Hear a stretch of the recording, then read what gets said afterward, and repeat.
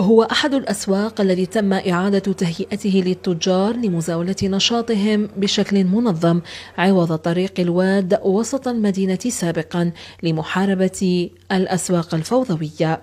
سوق المغطاة الحمد لله رانا في رحمة ربي نقاوى لا سيتياسيون تبدلت، ما راناش قاعدين في الفوضى كما كتشوفوا الناس، كاين نقاوى كاين كل شيء الحمد لله يا ربي.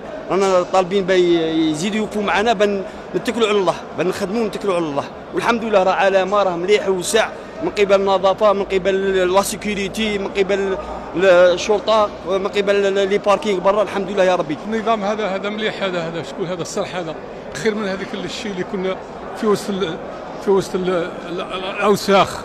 المواطن يشتي في وسط الاوساخ. شوف الان الكرناق. على كل حال نشكر السلطات المحليه على ما قامت به. إعادة تنظيم الفضاءات العمومية التجارية وحفظ النظام والنظافة وتهيئة 6 ساحات عمومية تشرف عليها السلطات المحلية بمعسكر لتحسين صورة المدينة.